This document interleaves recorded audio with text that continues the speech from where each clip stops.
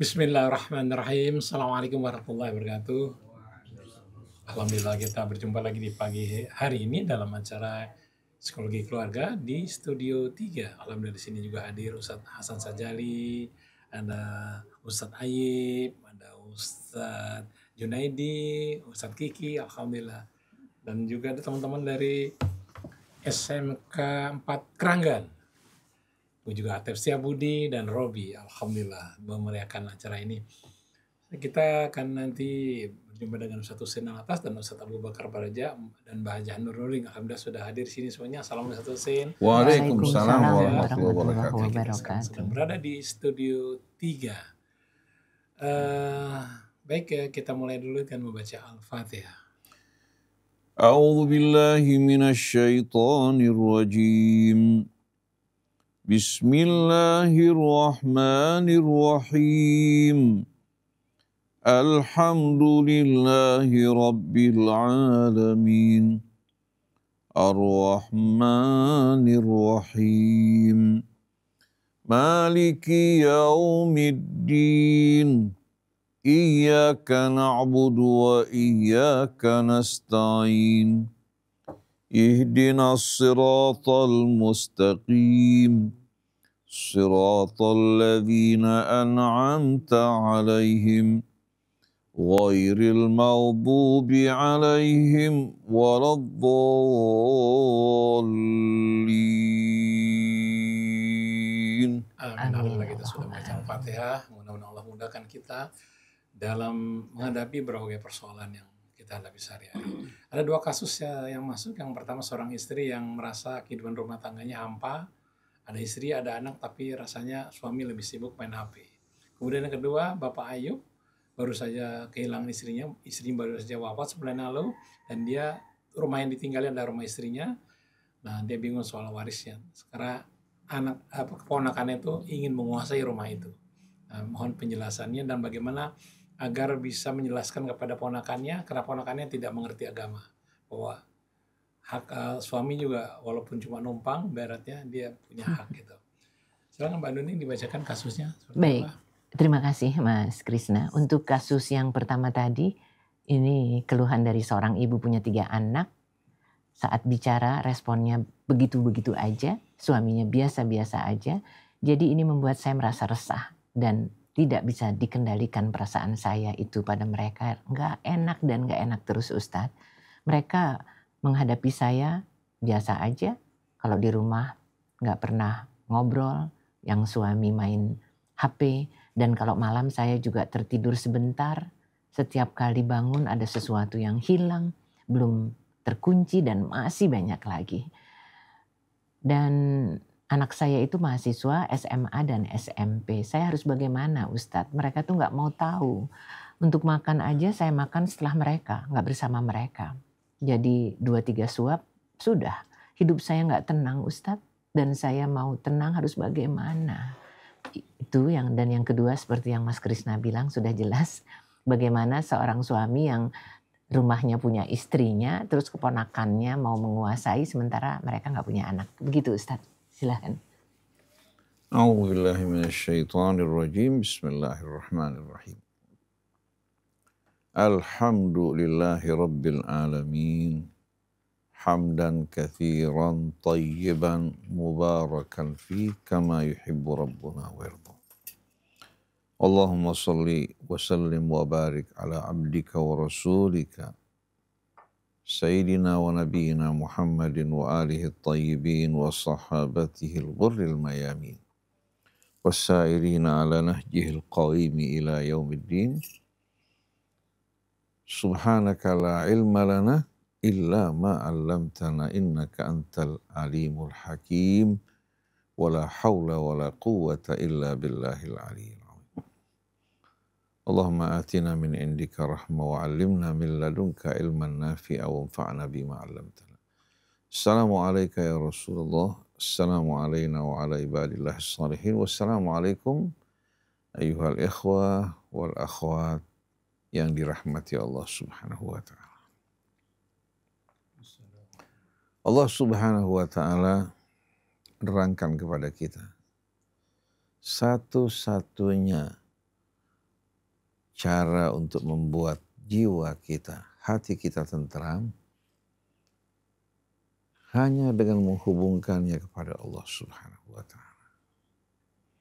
Sebagaimana firman-Nya, alladzina amanu wa tatma'innu qulubuhum bidzikrillah. Orang-orang yang beriman, kalbu mereka, jiwa mereka akan tentram di saat dia mengingat Allah. Tempat dia berharap, tempat dia berlindung. Kepadanya dia berserah diri. Dan Allah senantiasa akan betul-betul menaungi dirinya, melimpahkan rahmatnya. Ubun-ubun kepalanya, begitu pula ubun-ubun kepala suaminya, anak-anaknya, dan seluruh makhluk di atas muka bumi ini, semua dalam genggaman Allah. Wa ma min dabbatin illa huwa akhidhum binasiyatiha. Inna rabbi ala siratim mustaqim. Tidak ada satu pun makhluk yang melata, kecuali ubun-ubunnya dalam genggaman Allah. Sesungguhnya Tuhanku berada di atas jalan yang lurus. Maksudnya rahmat Allah, keberkahannya, dukungannya untuk yang berjalan di atas jalan yang lurus. Oleh karena itu apabila ibu ingin hidup tenang, bahagia, harmoni bersama suami, bersama anak, cara satu-satunya hanya dengan kembali bersama-sama, bersatu di jalan Allah, mengingatnya, kemudian mendirikan sholat dengan penuh kekhusyuan. Dia berdiri di hadapan Allah. Bisa diberikan kelebihan zakat, dia berinfak.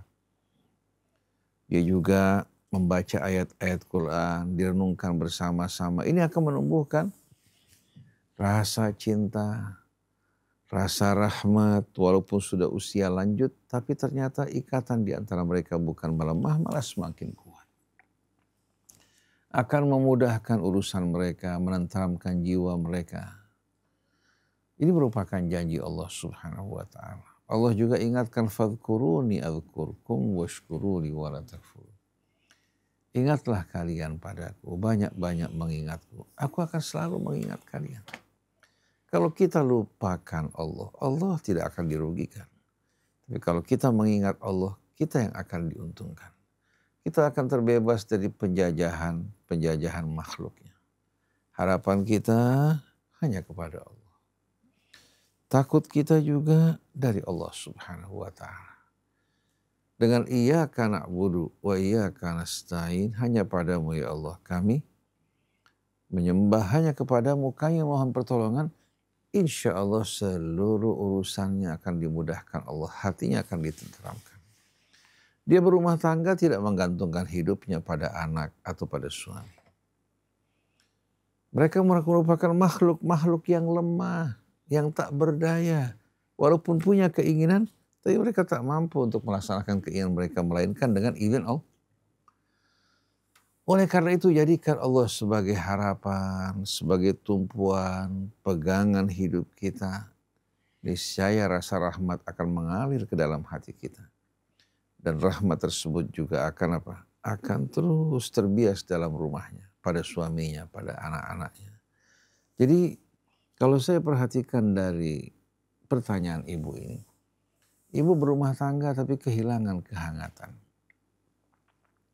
Kehilangan anak yang seharusnya bersikap baik, memuliakan kedua orang tuanya, tapi anak tidak melakukan hal tersebut. Suami juga yang sibuk ya, dengan gadgetnya.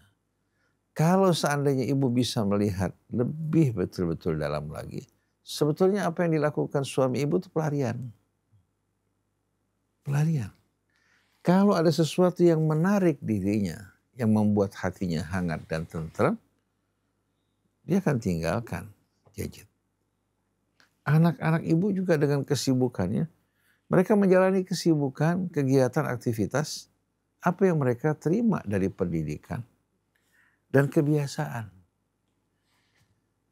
Jadi apa yang ibu lihat pada anak-anak ibu itu merupakan tanaman yang ditanam oleh ibu dan bapak bersama-sama. Kalau bapak ibu menanam padi, yang tumbuh padi. Kalau membiarkan dan tak bertanam, yang tumbuh nanti duri-duri dan alang-alang. Jadi pada saat seperti ini, Ibu jangan hanya melihat keadaan seperti ini tanpa kembali ke belakang. Apa yang dilakukan anak-anak itu merupakan hasil dari tanaman yang kita tanam. Apa yang kita terima hari ini itu merupakan tanaman kemarin. Yang kita terima pada hari esok, tanaman pada hari ini. Maka mari bersama-sama kita kembali pada Allah. Coba ibu ubah gaya hidup ibu, daripada ibu bersedih, berkeluh kesah, kehilangan harapan, kehilangan gairah dalam hidup ini. Banyak hal sebetulnya yang harus ibu lakukan sebagai seorang wanita muslimah. Ibu kelak akan kembali pada Allah. Di saat ibu kembali, anak-anak ibu amat betul-betul butuh tempat bersandar, berpegang yang aman bagi mereka. Tempat bersandar mereka adalah Allah. Oleh karena itu, coba ibu mulai mengajak anak-anak dengan penuh kesabaran untuk sholat berjamaah bersama-sama. Membaca Al-Quran. Tidak perlu banyak-banyak baca, beberapa ayat, terjemahkan maknanya agar mereka mendengarkan ayat-ayat Allah. Ajak mereka untuk menghadiri majelis-majelis ta'lim yang membawa pencerahan, membawa kesejukan, yang membuat mereka merasa bangga, bersyukur dengan ajaran agamanya. Jangan biarkan mereka menghadiri majelis-majelis yang menyebarkan fitnah, pertentangan, atau menaburkan kebencian. Ini bukan ajaran Allah maupun sunnah Nabi kita yang dikenal sebagai rahmat bagi seluruh alamin. Bukan pembawa rahmat. Kalau pembawa rahmat, pembawa dan rahmat terpisah. Kalau Nabi itu rahmat dalam arti yang sebenarnya. Wa ma arsalnaka illa rahmatan lil alamin. Jadi ibu, kalau ibu berharap suami berubah, tidak mudah. Ibu berharap juga anak-anak ibu mengubah kebiasaan mereka, peduli terhadap ibu, tidak mudah. Ini berkaitan dengan hati. Oleh karena itu ibu kembali pada Allah, mohon pada Allah agar memberikan hidayah pada suami ibu, pada anak-anak. Ajak mereka dengan penuh kesabaran untuk mendirikan sholat. Ada waktu untuk berzikir mengingat Allah Subhanahu wa ta'ala. Kalau bapak dan ibu tidak menghadiri majelis ta'lim di luar, melalui YouTube banyak ceramah-ceramah yang sifatnya mendidik, mengingatkan kita, menyejukkan hati. Jadi sebetulnya pada saat ini kondisi manusia beda dengan manusia kira-kira 40 tahun yang lalu, 50 tahun yang lalu. 50 tahun yang lalu kita rasakan kehidupan itu berharga luar biasa. Penuh harapan. Mereka belum dikuasai oleh hiruk pikuk kehidupan dan persaingan yang ketat. Tetangga itu penuh kepedulian terhadap tetangganya. Kalau lihat saudaranya susah, dia langsung berikan bantuan. Kalau satu sakit, beramai-ramai mereka mendukung. Jadi kebersamaan itu pada saat itu membuat hidup itu menjadi indah. Kalau sekarang tingkat stres yang amat tinggi membuat akhirnya bukan hanya orang-orang tua, anak-anak muda sampai remaja pun sekarang mengalami stres berat. Akhirnya mereka berusaha melarikan diri mereka dengan kesibukan ya, yang sifatnya hiburan. Sampai banyak yang menggunakan obat karena melarikan dari diri sendiri. Orang tua di rumah, bapak ibu di saat berkomunikasi dengan anaknya dengan bahasa yang kurang baik. Kenapa? Mereka juga tertekan di luar dengan pekerjaan mereka. Suami bekerja di luar dengan berbagai macam persoalan, pulang ke rumah menjadi pelampiasan, akhirnya ibu juga tertekan hatinya, akhirnya komunikasinya dengan lingkungannya kurang baik. Nah, anak juga akhirnya menjadi korban. Kalau kita tanamkan kehangatan di hati anak kita, rasa rahmat, diingatkan kepada Allah, anak tersebut akan tahu kewajibannya pada orang tua. Tapi sekarang bukan lagi kehangatan, bukan lagi rahmat yang menjadi perhatian kita, tapi materi di atas segala-galanya. Dulu anak di saat mulai tumbuh, anak tersebut kalau minta sesuatu yang diminta sederhana. Orang tua mendampingi anaknya, terkadang membuat mobil-mobilan dari jeruk Bali. Ya. Orang tua yang tuh membuatkan layangan buat anaknya, bermain bersama-sama. Ini jangan dianggap sepele, ini memberikan kehangatan dan kenangan yang amat indah. berolahraga bersama-sama. Olahraganya pun sederhana. Kebutuhan hidup juga amat sederhana. Orang walaupun bekerja, jam kerjanya tidak panjang, tapi pulang ke rumah bisa menikmati makan bersama. Mereka juga bisa untuk beli rumah. Kalau sekarang ini dengan gaji yang nampaknya besar angkanya, tapi nilainya tidak berarti. Biaya hidup yang semakin mahal, pendidikan anak-anak juga yang semakin sulit. Belum lagi transportasinya. Nah kalau gaji seorang ayah 150.000. Sedangkan anaknya 3 masing-masing butuh biaya transportasi untuk pendidikannya 50.000. Nah bagaimana untuk makannya? Jadi tingkat stres yang amat tinggi ini membuat orang kehilangan kendali dirinya. Oleh karena itu, mari bersama-sama dalam menghadapi kehidupan jangan pernah melupakan Allah Tuhan kita. Kita kepadanya berpegang, di bawah naungan rahmatnya kita bernaung. Hati kita sepenuhnya berserah diri kepada Allah sambil kita berusaha semaksimal kemampuan kita. Jadi kita rasakan akhir-akhir Mbak Nuning rasa rahmat dicabut dari kehidupan kita. Keberkahan waktu juga hilang. Dulu orang belajar pagi-pagi jam 7, zuhur pulang ke rumah. SMP maupun SMA. Tapi kenapa pelajaran yang kita pelajari bermanfaat? Guru itu sabar mengajarkan anaknya. Adapun mengenai kursus itu hanya orang-orang yang mampu. Adapun kebanyakan orang tidak mampu untuk kursus. Tapi kenapa? Mereka belajar, mereka kuasai pelajaran mereka. Dan mereka juga beradab dari adab guru-guru mereka yang baik. Tetangga penuh kehangatan. Mereka beramar ma'ruf bernahi mungkar. Walaupun pada saat itu belum banyak ustadz apalagi yang bergelar master atau PhD. Dulu kalau orang bisa mengaji Al-Quran, ya, bisa sedikit berbicara tentang agama sudah dianggap orang alim. Kalau sekarang kenapa ulamanya semakin banyak, kiainya semakin banyak, tapi manusianya justru apa? Jauh dari tuntunan Nabi kita Muhammad SAW. Padahal Nabi mengatakan la yu'minu ahadukum hatta yuhibba li akhihi ma yuhibbu li nafsihi. Standar yang mudah. Tidak beriman seorang dari kalian sampai kamu tuh mencintai bagi saudara kamu apa yang kau cintai bagi dirimu. Yang kamu tidak sukai bagi dirimu jangan kamu lakukan terhadap orang lain. Ini kan standar sederhana kan. Nah sekarang ini hilang berganti dengan berbagai macam permainan-permainan. Seperti katakannya kita lihat bagaimana anak-anak dari mulai kecil ya, yang didambakan sama mereka permainan-permainan. Apa namanya? Permainan anak? Gangsing? Bukan yang di televisi apa? Apa? TikTok. Bukan. Apa dong? PS. Oh. Dari mulai PS1, PS2, PS3 sampai orang-orang dewasa pun di Jepang antri untuk beli PS yang terbaru. Antum bangga PS5. Jadi anak-anak juga apa? Hidup dalam lingkungan seperti ini. Orang tuanya main, anaknya menyaksikan. Kemudian anak-anak juga bermain. Akhirnya waktu mereka habis untuk hal-hal seperti ini. Kecerdasan spiritual mereka turun. Emosi mereka meningkat. Nah di rumah dengan suasana seperti ini, ayah, ibu maupun anak, apa jadinya?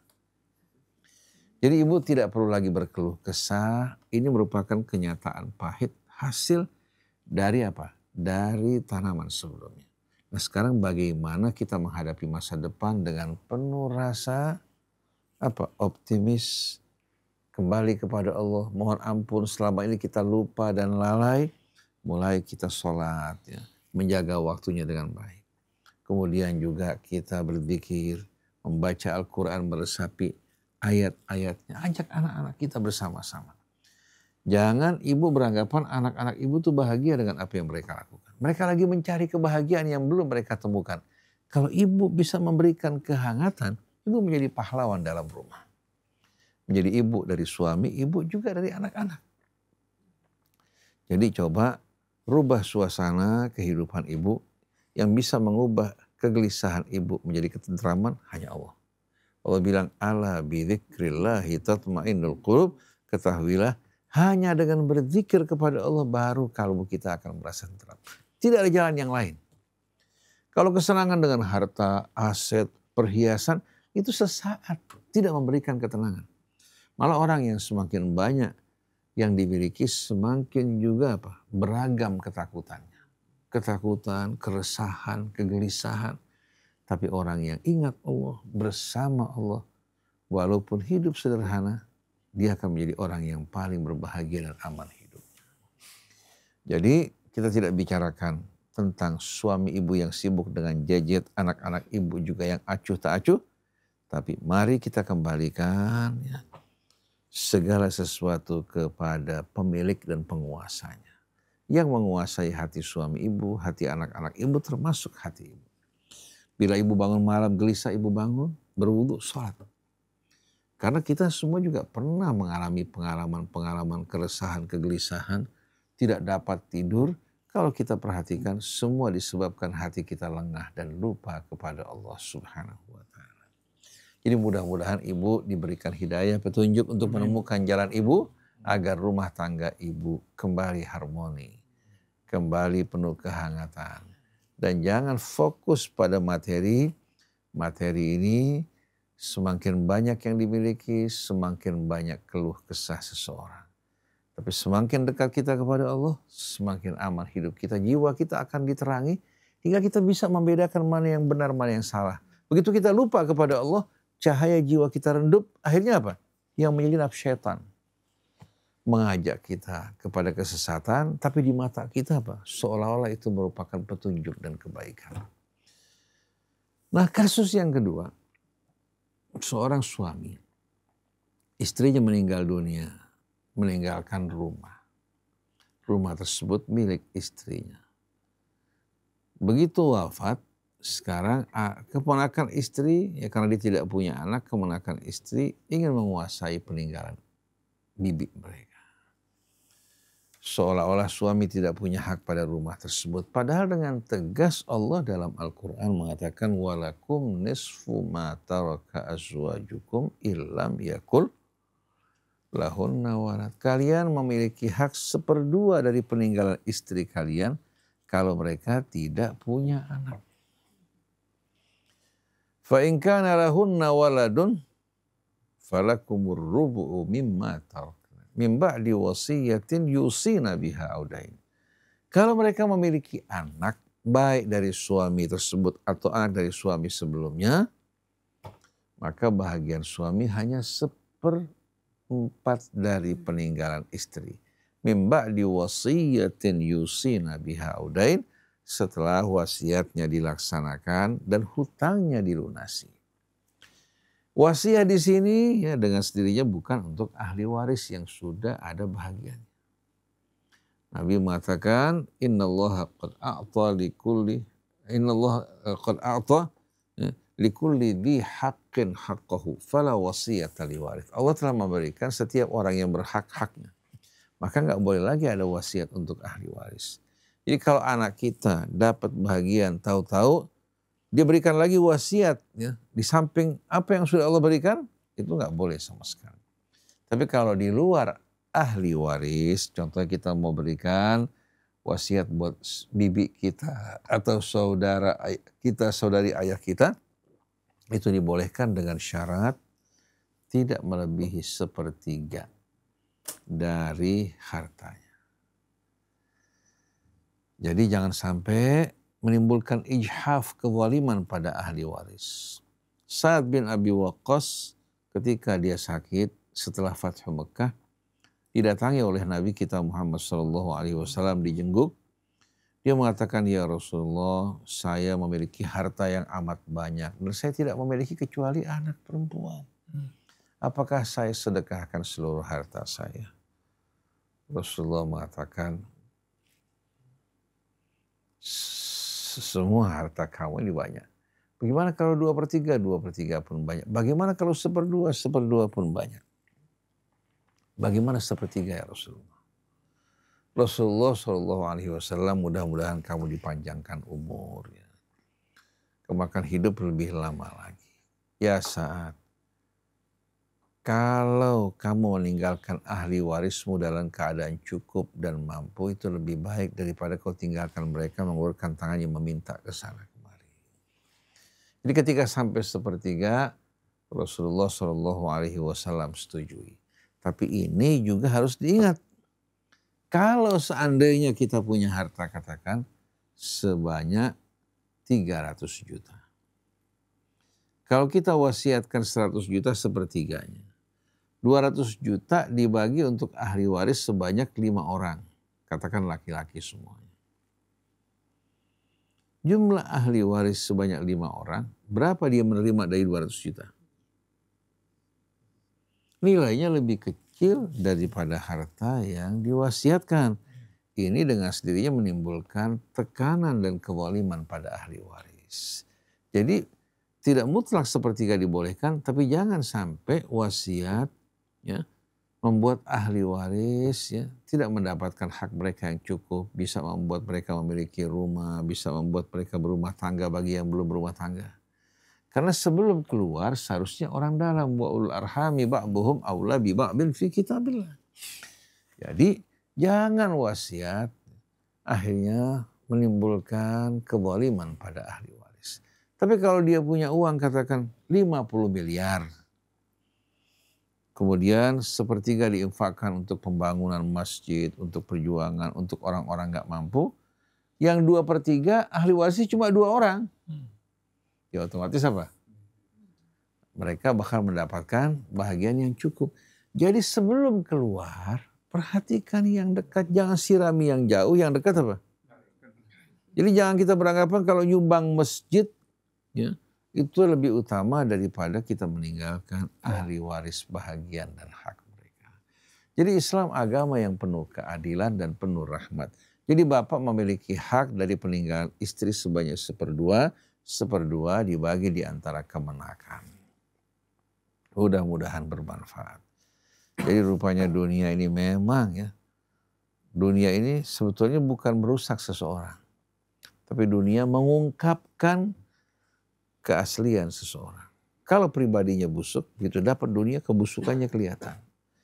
Kalau pribadinya baik, diberikan harta ternyata tidak lupa, malah semakin dekat ingat pada Allah. Jadi terkadang orang tidak diberikan banyak harta itu kebaikan buat dia. Karena begitu diberikan banyak harta, kalau dulu waktu nggak punya niatnya mau sedekah, mau berbuat kebaikan, mau bantu ini, bantu itu. Begitu dapat harta langsung mau ke Bali, mau ke Eropa, mau ke Hong Kong jalan-jalan. Betul nggak? Jadi bagaimana harta ini ujian dari Allah Subhanahu wa ta'ala. Dan harta bukan tujuan, hanya sarana. Oleh karena itu, tempatkan harta kita di tempat yang baik, mendidik keluarga kita, berbuat kebaikan, membantu sesama. Allah akan ganti 1 berbanding 700 kali lipat. Lebih besar daripada deposito berjangka kita. Wallahu a'lam. Ustaz Abu Bakar, wallah. Masya Allah, ternyata memang ya betapa pentingnya kebersamaan, kehangatan dan kepedulian dalam keluarga. Dan apakah gerangan yang akan kita dengar dari Ustadz Abu Bakar Baraja? Mari kita simak. Bismillahirrahmanirrahim. Assalamualaikum warahmatullahi wabarakatuh. Waalaikumsalam warahmatullahi wabarakatuh. Alhamdulillah. Kenikmatan yang datang itu adalah suatu hal yang baik. Kenikmatan itu adalah berkat apa yang kita lakukan. Ketika kita melakukan sesuatu, disitulah tempat nikmatnya. Karena Allah memberikan kenikmatan-kenikmatan yang baik pada orang-orang yang beriman. Ketika kita berdekatan kepada Allah, Allah berikan kenikmatan. Ketika kita jauh dari Allah, Allah tinggalkan kenikmatan. Dia menunggu nikmatnya. Kenikmatan itu menunggu. Ketika kenikmatan itu tidak diambil, apa yang terjadi? Ketika kenikmatan itu hadir, maka dengan sendirinya nikmat itu akan mempengaruhi kehidupan dalam diri kita. Begitu juga kepada kasus yang pertama yang kita dengarkan. Dia merasakan resah, merasa bingung menghadapi kehidupan ini. Punya suami, punya anak, tapi mereka semuanya hilang. Mereka semua itu tidak ada. Melayani kepada suami, makan, minum, berbuat sesuatu, melayani, tapi resah hidupnya. Kehidupannya dia resah. Punya suami, main gadget, punya anak-anak, sibuk dengan masing-masing. Kenapa kok mereka sibuk? Apa yang terjadi ketika mereka sibuk? Karena kehidupan dirinya lah yang tidak pernah mau menyatu. Jadi dia hidupnya resah, nggak bisa tidur. Bagaimana bisa tidur? Kok ini kurang dikunci? Oh, kurang melakukan sesuatu. Apa yang menyebabkan? Karena keresahan di hatinya lah yang membuat hidupnya resah. Keresahan-keresahan ini terjadi karena dirinya tidak mampu, tidak bisa. Padahal sudah dijelaskan bahwa keresahan, ketenangan itu akan datang. Jadi ketenangan itu akan datang kalau dia benar-benar memperhatikan. Hidup tenang, bagaimana bisa tenang? Orang liatin suami begini, anak-anak begitu, semuanya yang dilihat. Apa yang dilihatnya itu yang tidak benar. Padahal ada satu ungkapan, bagaimana kita mau tenang? Dijelaskan dalam ketenangan itu, pertama, kita rasakan aman. Oh, bagaimana merasakan aman? Ketenangan itu adanya rasa aman. Oh, bagaimana saya bisa aman? Suami main gadget, anak-anak sibuk sendiri-sendiri. Itu kenapa kok dia tidak bisa aman? Enggak merasa nyaman hidupnya. Berkomunikasi dengan suami, asik dengan gadgetnya. Dia, oh iya, oh begitu. Dengan mudahnya suami, oh ya, oh begitu, oke. Hanya sebatas itu. Tidak. Karena rasa nyaman itu ada pada diri kita. Rasa nyaman, aman, tentram, itu hidup menjadi tenang. Itu yang pertama. Jadi rasa aman itulah yang penting. Ketika kita aman, kita merasa nyaman, kita akan merasa tenang. Bagaimana kita tenang? Oh, dekat dengan Allah kita nyaman. Perhatian kita kepada Allah kita nyaman. Karena ketika diri kita nyaman, kita dekat sama Allah. Ketika kita aman, kita dekat kepada Allah. Tidak dekat kepada orang-orang yang menyibukkan dirinya. Siapa yang menyibukkan? Anak-anak, suami. Dia menyibukkan. Kalau kita berdekatan kepada Allah, berdekatan kepada diri kita, maka dengan sendirinya yang tadi lagi sibuk, dia akan menyibukkan dengan diri kita. Karena diri kita aman. Karena diri kita nyaman. Maka orang yang sibuk, dia akan mendekatkan dirinya kepada diri kita. Maka itu, amankan diri kita. Rasakan aman. Maka dari itu, ketenangan itu satu, merasa aman. Yang kedua, karena kita sehat. Karena diri kita sehat, tidak terganggu apapun, maka kita aman. Pilek sedikit, kita katakan sehat. Kita merasa pegel sedikit, kita katakan kita sedang sehat. kita sedang sehat. Ketika kita sehat, kita berkomunikasi pun enak. Kita berkomunikasi dengan anak-anak enak, dengan suami enak, menyambung. Kalau kita lagi sakit, lagi nggak enak, lagi badan lagi merentek, bagaimana kita bisa berkomunikasi? Pala kita pusing, kita aduh pusing banget ini. Yang kita keluarkan adalah keluhan. Ketika badan kita tidak nyaman, kita nggak enak, merasa sakit, yang kita keluarkan adalah keluhan. Keluhan-keluhan ini kalau masuk kepada orang, orang tidak mau mendengarnya. Mendengarnya juga, oh ya, oke. Karena keluhan. Tapi kalau keluhan itu ditutup dengan semangat, karena kita sehat, kita senang, berkomunikasinya juga menyenangkan. Dan yang ketiga, kita saat ini sedang di sini, saat ini sedang berbicara, saat ini saya sedang makan, saat ini sedang berkomunikasi sama suami, berkomunikasi dengan anak-anak. Di saat ini, di saat inilah kita ada. Kita berada di dalam kehidupan, bukan kita tidak ada karena dia main gadget terus kita bilang aduh kenapa kok main gadget. Tidak, kita hadirkan diri kita. Kita hadirkan diri kita, maka kita akan tenang.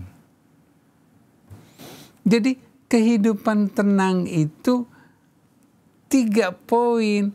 Merasa aman, sehat, dan hadir pada saat ini. Itu kita akan senang, tenang. Coba hadirkan diri kita. Kita akan merasakan sehat dan rasa nyaman. Kita tidak punya apa-apa, ada. Karena kehidupan itu ada. Jadi 3 poin inilah yang membuat hidup kita senang, tenang, aman, nyaman, dan menyenangkan. Untuk apa kita merasakan? Oh dia sibuk. Sibuk apa? Sibuk main gadget. Oh itu dia sibuk. Bukan diri kita. Itu dirinya. Kita tetap dengan diri kita. Kita hadirkan ketika lagi makan bersama. Jangan kita liatin dia makan. Aduh makannya kok begitu.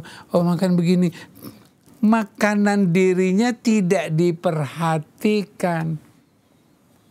Bagaimana kita bisa berkomunikasi kalau dirinya saja tidak diperhatikan?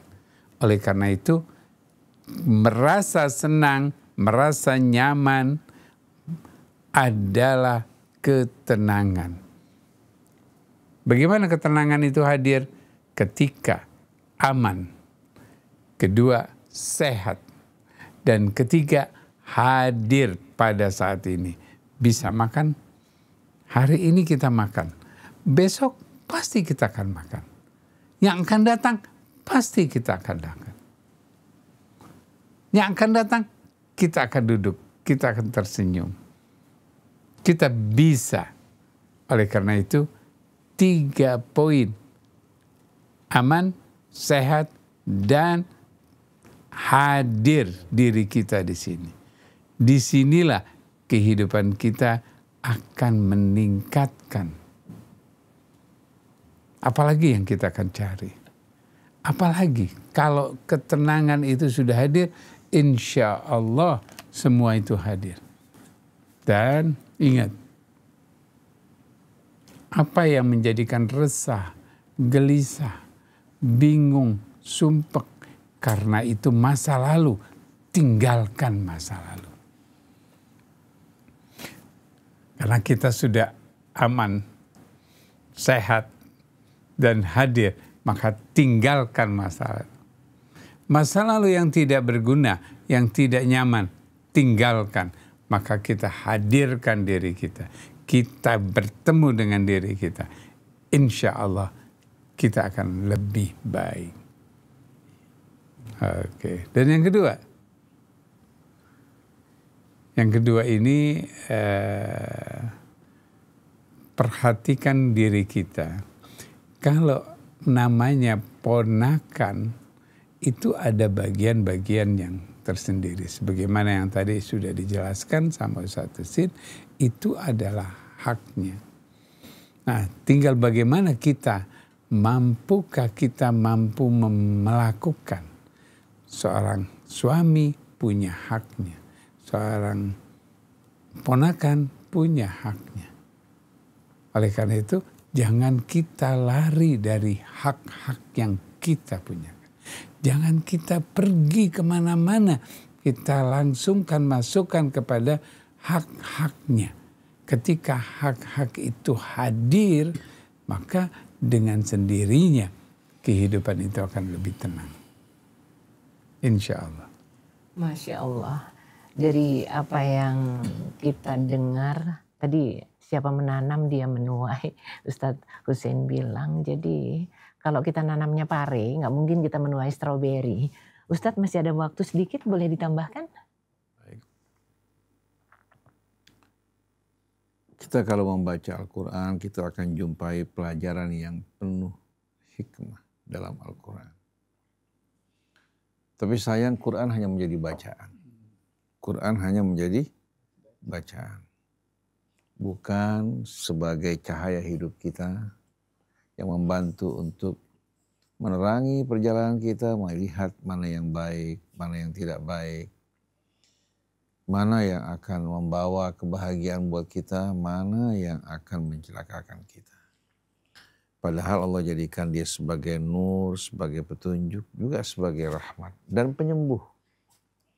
Oleh karena itu siapa saja yang dalam keadaan sakit jiwanya, rumah tangganya juga dalam keadaan sakit, coba kembali kepada Al-Quran untuk menjadi sebaik-baiknya penyembuh. Quran menceritakan kita kisah-kisah pengalaman Nabi dan manusia di masa lampau. Kita lihat bagaimana kakek dan nenek kita, Adam alaihi wassalatu wassalam, ditempatkan di taman surga dengan berbagai macam keindahannya tanpa dia harus berletih lelah. Dia tidak merasakan sengatan matahari, tidak merasakan juga dingin yang menusuk. Semua didapatkan di sana. Tapi disebabkan karena nafsunya dikilik oleh syaitan. Penasarannya juga diungkit. Dan dia belum pernah punya pengalaman sebelumnya dalam menghadapi syaitan yang musuh datang pura-pura memberikan nasihat yang tulus. Akhirnya dia terjebak oleh perangkap syaitan. Dia melakukan pelanggaran terhadap larangan Allah. Apa hasilnya? Apakah dia merasa bahagia? Tidak. Apakah mereka lebih puas dengan apa yang mereka rasakan? Ternyata yang dinikmati hanya kenikmatan sesaat, membuat kehormatannya tersingkap. Pakaian yang menutupi auratnya terbuka. Dari tempat yang mulia, turun ke bumi, harus melangsungkan penderitaan. Ini menjadi pelajaran, karena memang Allah menetapkan Adam ditempatkan di muka bumi, dan untuk kembali ke tempat yang mulia tersebut harus berjuang. Jadi kalau kita lupa bahwa kita ini sedang berjuang menghadapi ujian untuk meraih tempat yang lebih indah, lebih mulia, kekal dan abadi. Seandainya manusia hidup 1000 tahun dalam kehidupan dunia, dalam keadaan senang, kesenangan dunia tidak sebanding dengan sekejap kesenangan kebahagiaan di hari akhirat nanti. Bahkan kalau orang yang paling senang dalam kehidupan dunia menyaksikan kenikmatan surga sekejap saja, dia tidak lagi akan merasa apa? tidak akan merasa senang bahagia dengan apa yang dimiliki. Dia ingin segera meninggalkan dunia ini menuju ke tempat kehidupan tersebut. Nah, kalau kita selalu ingat Allah, mengingat juga tujuan hidup kita yang sebenarnya bukan di sini. Jadi kalau kita di sini kurang, ekonomi kita, pekerjaan kita yang kurang begitu baik, ya, rumah kita yang kecil, Anda melalui kehidupan ini sebentar, Anda akan menuju kehidupan yang lebih indah, kekal dan abadi. Anda akan menempati taman-taman surga dengan istana yang megah, di bawahnya mengalir sungai yang bermacam-macam. Oleh karena itu jangan berkecil hati, jangan berputus asa, jangan kita kehilangan gairah hidup kita. Disebabkan karena kehilangan sesuatu dari dunia ini. Yang hilang bagi orang yang beriman akan berkumpul kembali. Tapi walaupun berkumpul bersama-sama dengan kita lupa pada Allah, kita akan kehilangan semuanya. Maka Allah Subhanahu wa ta'ala selalu mengingatkan kita dalam Al-Quran agar menjadikan Allah sebagai tujuan hidup kita. Menjadikan hari akhirat perhatian kita. Dan Nabi sebagai imam kita yang mengajarkan kita hikmah-hikmah kehidupan. Nah, kita perhatikan banyak orang hidupnya sederhana, tapi anak-anaknya sukses. Istrinya juga bersyukur atas kebaikan suaminya. Suaminya bersyukur atas kebaikan istrinya yang mulia, yang menghargai kebaikan yang diberikan padanya. Jadi pada kesimpulannya, kebahagiaan bukan pada materi, bukan pada pemuasan nafsu. Tidak ada orang yang memuaskan nafsunya di jalan yang salah, melainkan gelisah. Tapi tidak ada orang bersabar menghadapi cobaan, melainkan dia akan menuju kemudahan. Fa inna ma'al usri yusra. Sebagai contoh, kalau kita setiap hari ya, mencari kesenangan dari makanan yang kita makan dan pemuasan nafsu, lama-kelamaan semua itu menjadi siksaan buat kita. Tapi kalau kita berpuasa di pagi hari, berbuka di waktu sore, subhanallah, makanan biasa yang tidak pernah kita senggol, ternyata pada saat itu kok nikmatnya por. Orang Tegal bilang nikmatnya apa? Por, luar biasa. Jadi sebetulnya nafsu semakin ditahan, begitu diberikan sedikit nikmat, luar biasa. Dia minum kopi, nikmatnya seperti baru pertama kali minum kopi. Dia mengatakan ini kopi yang terenak yang saya minum. Makan korma satu juga enak. Makan tahu goreng juga luar biasa. Seperti pertama kali dia menikmati tahu. Tapi kalau terus-terusan nafsu diikuti, tubuh kita terbakar. Bahkan sudah loyo tak berdaya, nafsunya pun masih menggeliat. Saya pernah melihat orang sudah loyo, stroke lagi. Air liur itu dari mulut begini. Masih mencari-cari perempuan. Bayangkan, perempuan-perempuan ini yang mengharapkan uangnya kumpul sekalian dia merayu begini begitu. Si laki-laki sambil terseok-seok. Air liurnya keluar, tangannya pun dalam keadaan kaku. Menderita enggak? Kehilangan kehormatannya, kehilangan harga dirinya. Tapi di rumah bersama istrinya yang melayani dia. Masak, berharap suaminya menikmati masakannya. Itu suami bilang, Masya Allah, salimat yadaki. Semoga kedua tangan kamu ini selamat. Luar biasa masakan kamu. Itu buat istri bunga yang luar biasa. Betul enggak? Tapi kalau orang yang makan di restoran terus-terusan, istri semangat enggak makan? Kita malas masak, Ustaz, kenapa? Habis terus-terusan maunya di luar makannya. Akhirnya kehangatan rumah tangga itu yang bisa didapatkan melalui makan bersama atau mencicipi hilang semuanya. Dia lebih suka mencari apa? Kesenangan sesaat walaupun dia keluarkan sekali makan 1 juta, 2 juta. Malam ini mau makan di mana ya? Orang miskin lagi bingung untuk mendapatkan 1 liter 2 liter beras. Dia lagi bingung. Mau makan apa, mau makan di mana. Oleh karena itu biasakan makan di rumah. Kumpul bareng istri, bareng anak-anak. Kalau kaki kita mau melangkah keluar, jangan dibiasakan. Oleh karena itu, jangan kita buka jalan bagi kita melakukan kebiasaan yang menghilangkan kebahagiaan kita. Oleh karena itu, istri mesti di rumah menyambut, hangat, senyum. Kalau bisa, jangan menunjukkan muka asam di hadapan suami. Nanti suami yang akan menyenangkan, membahagiakan dirinya. Kegelisahan, kegundahannya bakal hilang. Jadi kesimpulannya hidup ini sebetulnya murah. ringan. Tapi gaya hidup kita ini yang membuat kita tidak pernah tenang. Membanding-bandingkan dengan orang lain.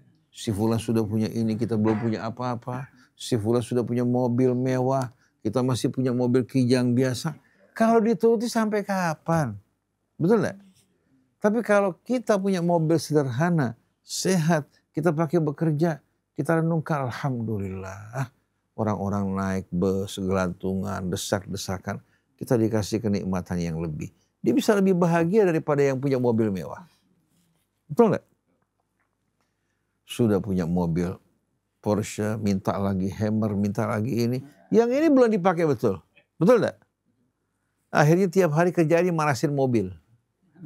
Mau pakai mobil mewah. Ya. Untuk apa? Untuk ngebut jalan macet. Betul enggak? Untuk bangga-bangga jalan macet. Akhirnya mobilnya bermacam-macam dibeli tapi nggak bisa dinikmati.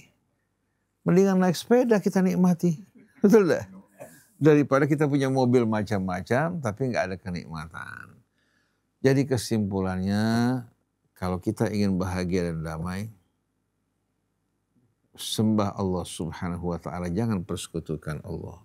Jadikan Allah sebagai pegangan hidupmu dimanapun kamu berada, dalam kesendirian maupun dalam keramaian. Dalam keadaan lemah maupun kuat, jangan kamu pernah melepaskan Allah. Mohon padanya rahmatnya. Kemudian baca ayat Al-Quran, dirikan sholat. Bukan sholat rutinitas, tapi sholat yang kamu rasakan. Kamu berhadapan dengan Allah. Lalu gauli manusia dengan akhlak pekerti yang luhur. Karena akhlak ini jangankan orang yang dekat dengan kita. Orang di luar Islam pun kalau menyaksikan akhlak yang baik akan tertarik. Betul nggak? Walaupun ulama besar hafid Al-Quran, kalau akhlaknya buruk akan membuat jangankan orang lain, yang dekat dengan dia bakal menjauh. Betul nggak? Tapi akhlak pekerti yang luhur ini yang menjadi penarik, pesona, pemikat sukma. Pemikat sukma yang amat indah. Oleh karena itu, mari kita hiasi diri kita dengan akhlak pekerti yang baik. Dan hendaklah kita ingat ucapan Rasul, ittaqillah haitsu ma kunt. Bertakwalah kepada Allah dimanapun kamu berada. Wa atbi'is sayyi'atal hasanah. Kalau kamu berbuat buruk, segera susul dengan kebaikan. Wa khaliqin nas bi khuluqin hasan. Gauli manusia dengan akhlak yang baik. Insya Allah kita temukan kebahagiaan kita. Subhanakallahumma wa bihamdik. Ashhadu an la ilaha illa anta. Astaghfiruka wa atubu ilaik. Wal afu minkum. Wassalamualaikum warahmatullahi wabarakatuh. Waalaikumsalam warahmatullahi wabarakatuh. Masya Allah Ustaz, terima kasih banyak karena kembali kepada Al-Quran sebagai pedoman sekaligus penyembuh duka, lara. Itu betul-betul luar biasa Mas Krisna. Sayang waktu kita habis. Ya alhamdulillah Iwana Ahwat lah. Kita dengar tadi nasihat dari guru-guru kita tentang dua kasus yang masuk. Mudah-mudahan apa yang tadi disampaikan dapat menjadi jalan keluar bagi kita ya. Ya terima kasih atas perhatiannya. Saya Muhammad Krisna, Atef Setiabudi dan Algi mohon pamit. Wabillahi taufiq wal hidayah. Wassalamualaikum warahmatullahi wabarakatuh. Waalaikumsalam warahmatullahi wabarakatuh.